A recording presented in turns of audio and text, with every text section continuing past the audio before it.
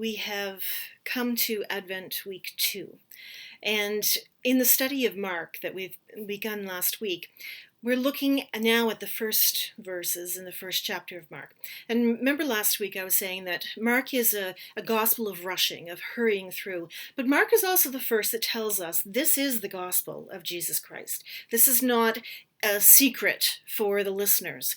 This is about Jesus. So pay attention to what is going on. And we start off with John the Baptist. Now, in Luke's gospel, we looked extensively at Mary, and in Matthew's gospel, we looked extensively at Joseph. But this is the first time we look extensively at one of Jesus' contemporaries. In fact, we're told in Luke that John is actually a cousin of Jesus. Now, how close that is, we have no way of knowing, because royal families also connect and call each other cousins simply out of allegiance. Didn't really matter.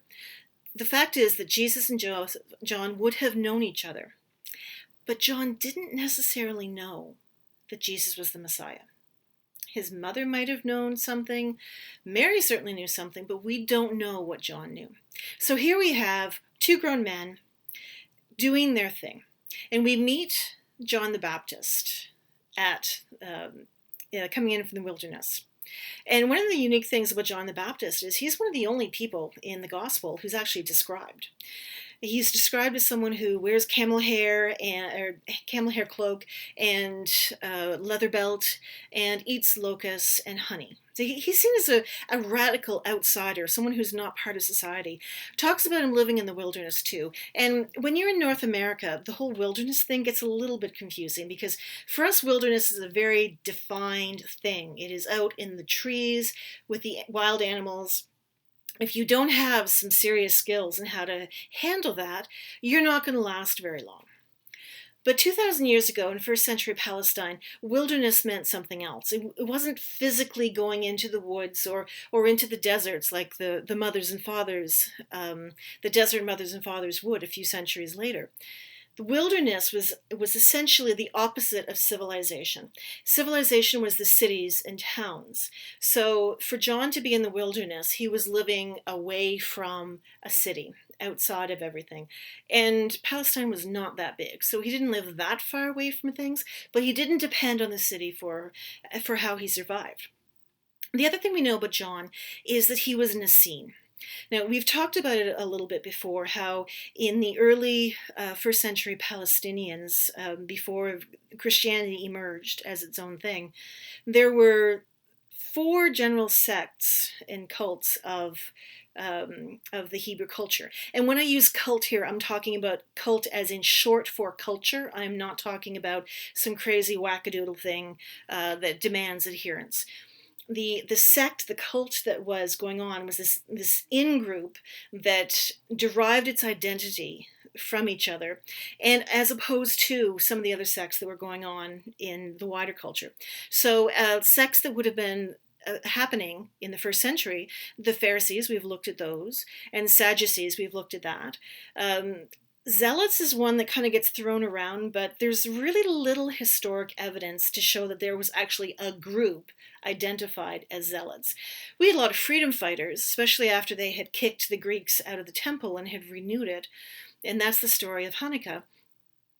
But as an organized tradition, they didn't really seem to be there. They certainly were not one who was religiously motivated. And then, of course, you have your average people. Not everybody falls into one of these groups.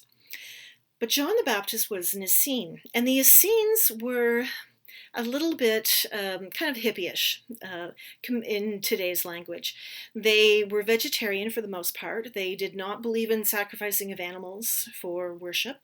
Didn't believe in making anything work that should not have worked. They lived really simply.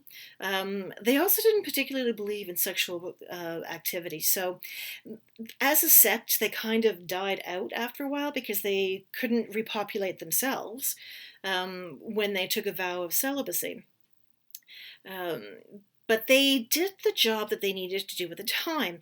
As followers of John and as others, Masada had a lot of Essenes as well. They were looking to redo people's understanding of the Hebrew tradition. They believed that the Pharisees and the Sadducees had completely destroyed what it meant to be. So they were preparing the way for Jesus' ministry to come. Now, they were still caught up in the belief that Jesus was going to be, or the Messiah. They didn't know it was Jesus specifically, but they caught up in the belief that the Messiah was still going to be this warlord. And we know that because we look at John saying he wasn't good enough to take the sandals off Jesus' feet, which is kind of a metaphor for someone who is so much more significant than the lowly servant. Now, we know that that is not how Jesus saw the world, because we have a story, I think in the Gospel of John, of a prostitute coming in and wiping her using her hair to wipe Jesus' feet as she has cried on them. And I mean, prostitute in first century Palestine was more or less like a prostitute treated today. They're not treated respectfully. In fact, the only value anybody assigns to them is a very limited part of their anatomy. They're not seen as whole people. So John was wrong about what Jesus would accept, because Jesus had no problem with people who society decided were not worthy. But John brought something else. He brought a message from Isaiah. There's a voice crying in the wilderness. Prepare the way of the Lord. Make straight the pathways. The Lord is coming. That comes from a passage of Isaiah that starts with comfort. Comfort my people. John the Baptist is often depicted as this wild, hairy man who yells and shouts and screams at people to understand the message. But if you look back at Isaiah, Isaiah's talking about comfort. Prepare people. It's coming. Get ready for it. The Lord is coming. The Messiah is on his way.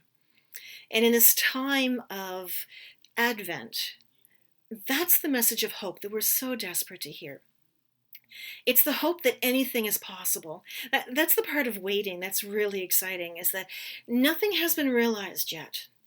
All of our hopes are quite doable, all of our fears as well, but it would be so much easier to spend our energy on our hopes. Our hope for how this ministry is going to turn out, it being our new year, our hope for how we're going to be acting as Christians in the year as the year proceeds. Hope that something will change, that something new will be opened up, something new will be understood. And that's what John was there to do. Very often we don't pay attention to the forerunners once the star gets on the stage. And John the Baptist was okay with that, because he watched his followers follow Jesus, and he possibly followed as well. He doesn't disappear. We have more stories of him in different Gospels. He meets a horrible end in the long run, but he stays authentic, teaching that Jesus, the Messiah, is the one who is God incarnate, who is the place of our hope, the place of our joy, the place of our peace, the place of everything we've looked forward to. And on a totally different note, this Sunday also marks the feast of St. Nicholas. One of the cute things that happened this past week is the Bishop of Algoma in Ontario wrote an open letter to the Bishop of Myra, welcoming him to her province, her church territory, and allowing him to go wherever he needed to go in order to bring joy to children, from the beginning of December straight through to the festival of the naming of the Lord on January 10th. For those who haven't put it together, the Bishop of Myra was Nicholas himself, St. Nicholas, whose legend would eventually morph into become Santa Claus. Santa Claus may be a modern focus for so many people, but we can't lose the St. Nicholas who was there. St. Nicholas was a real person. He lived in the late 200s, early 300s. He died somewhere around 320, I think. He was part of the First Council of Nicaea. He was part of the agreement that started working on the Nicene Creed and a belief that the work of the Trinity, how to explain all of these things that we're taking, that we still struggle with today. He's on lists coming as the Greek delegation to Nicaea. He's also someone who really celebrated the baby Jesus and how much hope that brings to people. He became the patron saint of children through stories, fanciful or historical, is open to anyone's opinion. But he prioritized the hope that came with Jesus, the waiting for something fantastic that John the Baptist is encouraging us to be. He understood the voice calling, the comfort coming, the one who is a new way of looking at things, the one who is going to change our understanding of how the world works, the one who is going to have the message that says, we matter as human beings. We're not to be discarded as though we don't have any value outside of whatever money we can make for our bosses. We matter as individuals. We matter as people who are born in love and know love. So on this day when we recognize both the Bishop of Myra and John the Baptist, look around to see who else is proclaiming the way of the Lord. Not just in your churches, but who else is bringing hope? Who else is celebrating peace? Who else wants to bring joy? In this year particularly, people are getting creative in how they express the season. Look around and maybe look in a mirror. Maybe you're the one that's supposed to prepare the way, make straight the path. The Prince of Peace is coming, and it is up to all of us to be prepared to receive that message.